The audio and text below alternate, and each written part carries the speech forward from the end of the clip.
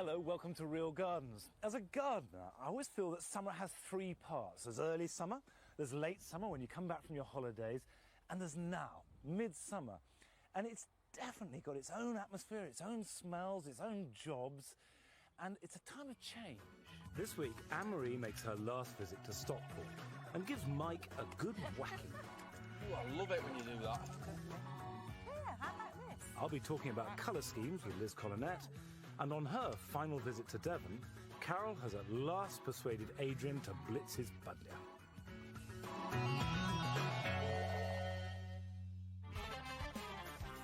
Adrian and Debbie Taylor have worked incredibly hard this year to improve their Devon garden, even though they both have demanding jobs in the police force. It really is quite big, isn't it? But it's When Carol made her first visit back in March, their garden suffered from a lack of planning. The main bed was overstuffed with plants, which Adrian had bought at auction in cheap job lots. Carol suggested a radical redesign that involved repositioning most of the plants. But each of these things is supposed to represent. I found Carol quite intimidating at first. I was Scared? I was scared. I didn't know I was scared. I was not scared. I'm scared of things like snakes. Despite their initial reservations, Carol's plan has worked brilliantly, and the bed is looking better than ever. Carol's also helped them to clear out the leat at the bottom of the garden and plant its banks with wildflowers. On her last visit, they transformed the patio, complete with its own Chelsea-inspired water feature. It's given us such a huge sense of satisfaction because everything is really coming into its own now. I just can't wait to show it off. Adrian and Debbie have planned a party for Carol's last visit, but to make the garden presentable, there's one last area to tackle. Well, this is the area that we need to zap up a bit. It's at the front of the house, it's right on the entrance, and I really think that, first impressions count to me, and we've got these people coming and I want to zap it up a bit. It's this bed, really. And it's not that it's a real mess, it's just a bit of a mishmash, isn't it? Right. What do you think we can do? Because we haven't got much time, have we? Well, we need quick some inspiration, fix. Carol. These are big bits of granite we found down the reclamation yard. They look like curbstones. Yeah, well, they might make a brilliant edging for here. Yeah. What do you think? They would look very dramatic. Well, this area here we used as a holding bed for when I bought stuff for the auctions. I have to tell you, it looks a little bit like that, doesn't it? Especially with the addition of this forest of buddleias here. Aren't they great? I don't think they are really. I think, I think that, Carol. it really is a question of inappropriate plants. Really, each of those conifers, if you leave it another couple of years, will fill a huge space, and they'll all just be fighting each other. So. It's one of the hardest things about gardening, I think, making that decision to actually get rid of stuff. I think we need to take the bull by the horns and just get rid of everything. Start with a clean sheet. So you're keeping Adrian? I included. He'll come in useful for digging out these buddleias, won't he? In true Devon style, the heavens have opened just as we start. But we've got to get on and make some decisions about the fate of these plants. So what about these buddleias, Adrian? I'm quite happy to take them out and we can maybe think about putting one back. Right. With deciduous shrubs, this really isn't a good time to move them. But I don't think you'll necessarily lose them if you're prepared to cut them back hard when they're moved. I know for a fact I've moved buddleia this time of year before, and you've done it. You can't say that I haven't done a bad job. I think if you take a big enough root ball, I'm not worried about it. The thing is, though, it's hard to take a big root ball because a lot of them have got long, stringy roots. Right. Anyway, come on, put your money where your mouth is. Let's go.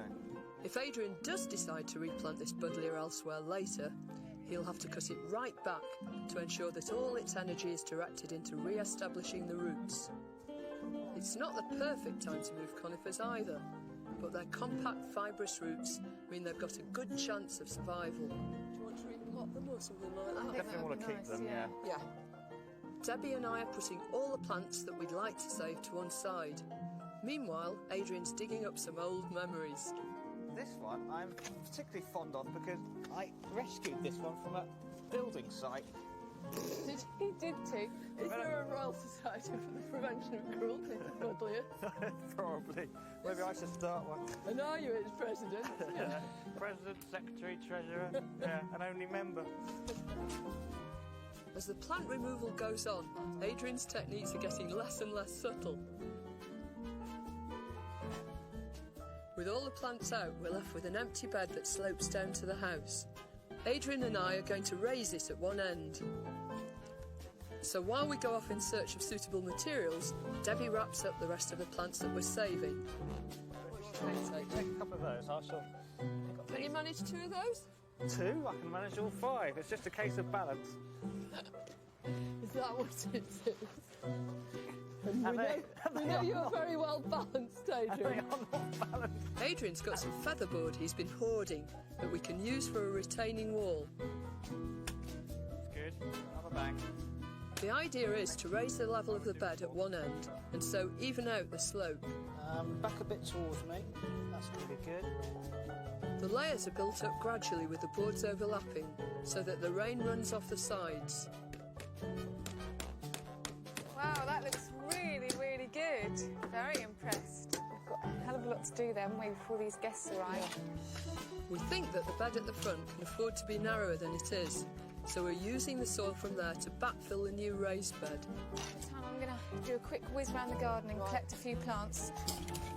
Adrian's reclaimed curbstone really smartens up the front edge. That looks brilliant. I brought some instant impact. Right, but it's getting terribly late. I'll tell you what, why don't you two just buzz off and get ready and I'll just finish tarting it all up. We're going to titivate. Come on, Dad. Let's go and have a shower. With time running out, the long-term plans for this board will have to wait. In the meantime, clever use of some of the pot plants will help create the right first impression for the party. Wow! Oh, look at this. That is superb. Look at that. You did it. I mean, it's just temporary and it's just for tonight, but it'll do for then. And then imagine what fun you'll have doing real things. It's really, really good. Right. First impressions count, don't they? Oh, don't they just? Oh, wow. That's... Wow. Oh. Hi. Hey! After all our hard work, it's far too wet to walk round the garden. We'll just have to hope that the guests are overwhelmed by the view from the rain-sodden deck.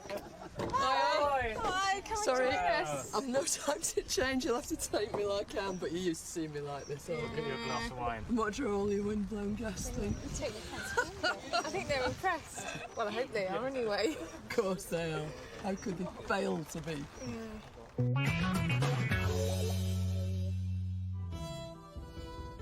Liz Collinette's Guernsey garden is now at its peak. Everything, from her soft fruit to the cabbages in her kitchen garden, is flourishing. But most spectacular of all are the brilliant sways of colour throughout her beds and borders. Wow, look at those poppies. Those reds are fantastic. Aren't they beautiful? Only last for about a fortnight. I wish I had these in my garden. They're good. And even the field poppies next to the opium poppies are a real vermilion, aren't they? They are. They're not too orangey at all. No, they're glorious. So do these come back this colour every year, the same?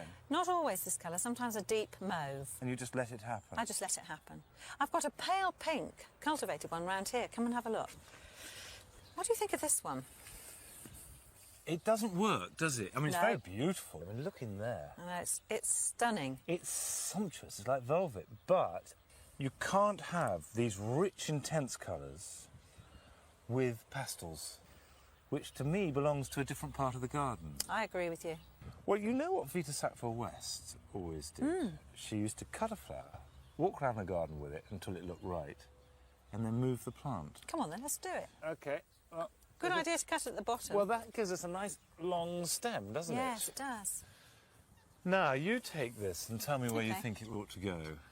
It looked nice against the delphiniums, but they'd all finish at the same time, wouldn't they? That's not going to do. So Yeah. that wouldn't work.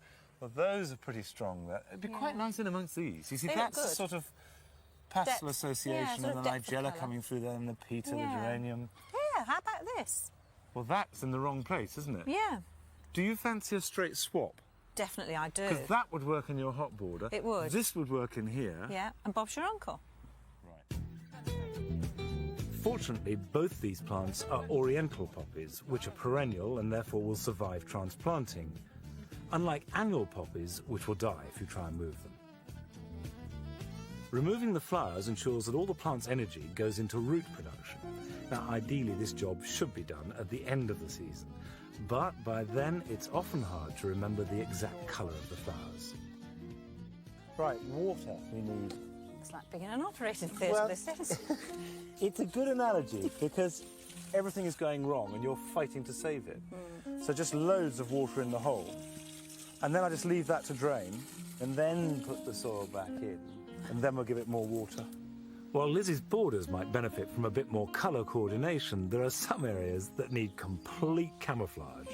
Well, Monty, we've still got this ugly area, the ugliest bit of which is this loo. But handy. I've got to have it. Can't do without the loo. So what do you want to do about it? Well, I don't want to paint it, stick out like a sore thumb. I thought we might just leave it that scrubby colour and grow things over it. And I wondered about having a clematis loo. Clematis and Guernsey go together. On the other side of Vale Pond from Lizzie's garden are the greenhouses which house the National Clematis Collection. The Guernsey Clematis Nursery is the UK's leading horticultural exporter. 5 million plants are sold from here every year. And we've come to meet the man in charge, Raymond Everson. You've been told about Lizzie's problem with her loo. Yes. needs camouflaging with the clematis. What do you reckon would be suitable? Well, I think there are several choices, but I think choose an early spring flowering one. The Montanas always do very well here in Guernsey. And then to choose something perhaps a little bit more newer, a bit more exotic, but also that will have a long flowering period. So I think Montana Elizabeth will look very nice, planted at the back of the loo to grow up. And really it can cascade almost over and be trained in. Now, do you have an example of it? Well, actually, I can show you not Elizabeth, but one very similar. Okay. This is Montana Frida. This is a much darker colour. But the great thing about Montana Elizabeth has a lovely vanilla scent. So that paler colour with a nice sort of foliage will be, I think, a very nice foil for Arctic Queen. Arctic Queen is a stunning double-headed variety. But isn't that gorgeous? Beautiful. Had an amazing amount of flowers, and it's still flowering again. It really will flower from May till September. But what you must remember with both plants, they must be pruned hard the first spring after planting. So pruning them down 18 inches or really 12 inches above ground level, that will encourage them to become bushy and well finished at the base. Otherwise, you have a stem and then a bird's nest up at the top. Armed with Raymond's advice and 2 healthy plants, it's time for both of us to head back to the loo. So, the Montana's going to go around the back. It is. That's going to scramble over the top. I'll do that. Thank you very much. The Arctic Queen is going in this pot, is it? No, it's going in a bigger one. Right, well, that's probably a good idea. Yeah. And Right. how are you going to support it? Well, I thought about the chicken wire netting. Got plenty of that. Point is, chicken wire, you know it'll be fiddly. It'll die every year and you'll have to pull off all the bits. Well, I shan't. I should just give it a bang and hope they fall off. Liz is using a mortar bit to drill the holes and putting in hooks to hold the chicken wire away from the wall, though horizontal wires would work just as well. Then, with the Arctic Queen transferred to a large pot, we just need a good dose of Liz's rich seaweed compost and plenty of water to finish the job. That's fine. It's fine. Now, if we just tuck that in there, Okay. keep that well watered and that'll be fine. If you have a really hot summer, you might want to put tiles or pebbles on it, something like that. And remember what he said, you've got to prune hard. I'm going to do Because it. otherwise what will happen is, you see this so often, you'll have lovely flowers up the top by the roof and Yeah. a total bare area here. Yeah. And Okay. that, it will defeat the purpose. I promise. Okay. Well, I'll come back and see, I'm not quite sure, in a few weeks' time. And then you'll be a sit flowering. Brilliant. After the break, Anne-Marie is helping Mike and Alison complete the transformation of their Stockport garden.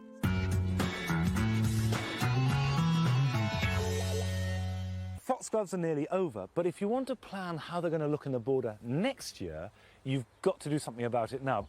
Because like all biennials, you sow seed now, they grow leaves and roots, and then they flower next year. So you need to get onto that time scale. And it's all part of controlling the colour in your borders, whether through wallflowers, Canterbury bells. They're all biennials, and they all need to start life now in a seedbed.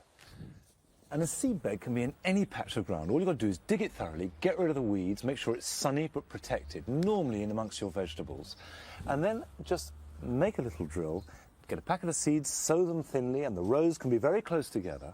As they grow up, thin them out, and then when you've got a decent plant, transplant them somewhere where they can grow with space, maybe say 6 inches to a foot around each plant. And then when they're really good, healthy plants, without any flowers, of course, transplant them in the end of September is a good time, to where you want them to grow, and then that's next year's colour planned and sorted. Now we're off to Stockport for the last time with Anne-Marie, who's got her work cut out to finish off Mike and Alison's new garden. When Mike Woodall and Alison Buckley first bought their house in Stockport, the garden was a neglected and boggy wilderness. Alison and Mike are engaged and plan to move into the house after their marriage next spring. Anne-Marie Powell first came here in March this year and immediately got stuck in with clearing the mess. Since then, she's helped them to overcome the bogginess of the back garden by building a boardwalk through the wettest part at the bottom. They've also created 2 new raised vegetable beds. The veg bed, obviously, it was a must for me in my garden with me being a chef. I've got loads of gorgeous red cabbage and some radishes, and I'll show you a radish because we've had some this week. There. And there's a radish, and there's nothing better than that. That is such a buzz, being able to eat and pick your own vegetables out your own garden. It's absolutely wonderful. This is our boardwalk, which was suggested by Anne-Marie to overcome the bogginess of the garden at the bottom end. We've had a bit of trouble with the slugs. They decided to eat everything in sight. So we weren't going to put slug pellets down, but I think we're going to have to put some down now.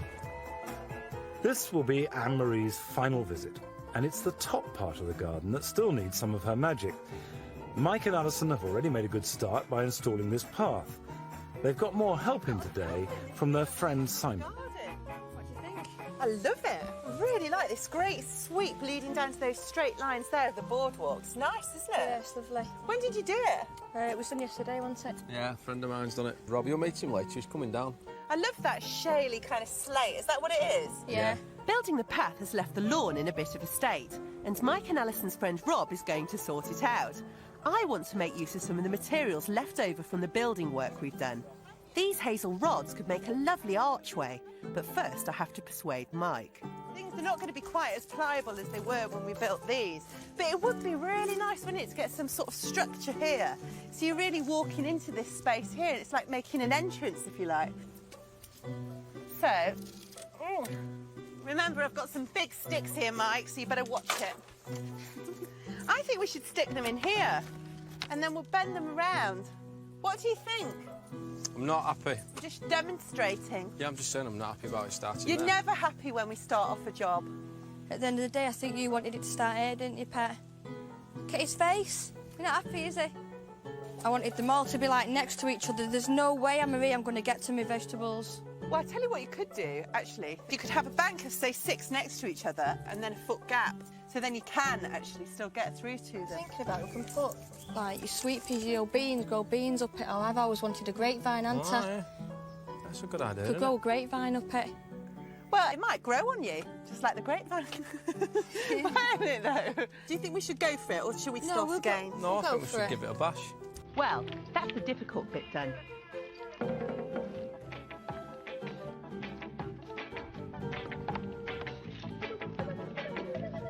Jamming the hazel poles into the veg beds like this easily secures our uprights. To help make a graceful arching shape, we're interweaving a few lateral pieces and securing them for the moment with garden twine. Full of bright ideas, they don't always work. No, surely not. While we practice our knots, Mike's bunching the poles together at the top.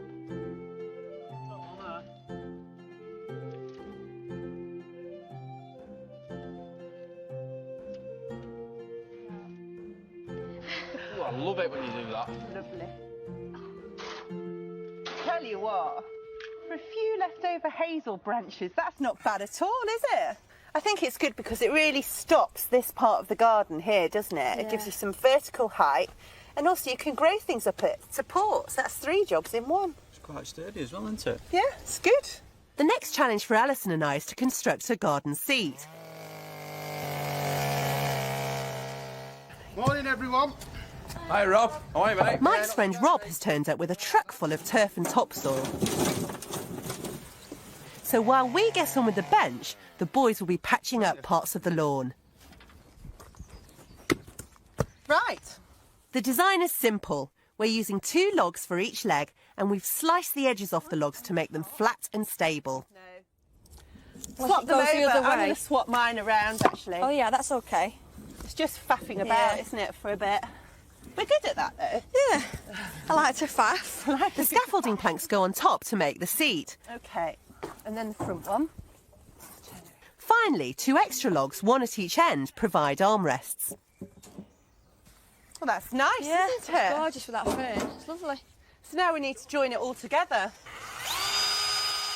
We're using the drill to countersink the nuts below the surface so that they won't stick out and catch our elbows. Have you seen the size of this? It's the longest drill bit I've ever used. Now, I'm a bit nervous. We've hired in an extra long drill bit to fix these steel bolts through all 3 logs. Then we simply hammer in the bolts.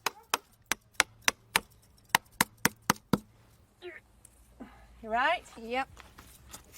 Watch your fingers. Marvellous. An extra washer and nut on the other end of each bolt secures the whole bench together. Ready? Yep. Oh, lovely.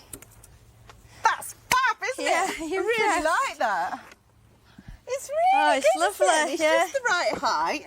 Can fit 3 people on it. And put your beer on it as well. Yeah. And I've also got something else. I'll go and get it for you. Shy girl. No, Mike bought me this when we got engaged. Really? Yeah, he took me to the Lake District as a surprise. And I loved it. And then he drove all the way back the next day to buy it for me. Oh, wow. So I think she'd look great in there. Yeah, she would look nice. And she's certainly a contrast to you, because you're not a shy girl at all, are you? Alison's already planted some shuttlecock ferns. Some people call them ostrich ferns. And these Japanese rosy buckler ferns, which will love the shady north-facing rockery. While she puts the last of them in, I'm helping the boys prepare the old border and the lower part of the lawn for returfing. This was the baldest and most uneven part of the old lawn. These pots of colourful annuals are just what we need to brighten up the new bench. While Alison arranges her display, I get down on my knees to finish the lawn. You haven't got any ideas for the bald bits of turf that we're not replacing, have you? Just water it, feed it a bit now, and then just mow it at least twice a week. Mowing just does wonders for a lawn, because it just, every time you give the grass a haircut, it spreads out some more, bulks out. Finally, everything's coming together. The last bit of slate has arrived for the path.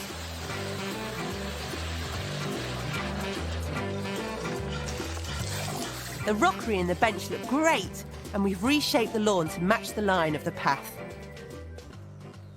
Well, I've been up here a fair few times now to visit you two, and I think we've made a really gorgeous, quirky garden. Do you? It is, it's gorgeous, it's lovely. I think a lot of people get a lot of enjoyment out of this garden, won't they? Oh, that's nice. Well, you're going to have to keep the gardening up then, aren't you? Yep. To make sure you do. There. Thanks a lot. You haven't got a lawnmower as well, have you? That's it for this week, and next week we're going to be taking 3 of our real gardeners to the Royal Horticultural Society's Hampton Court Flower Show. I'll see you then. Bye-bye.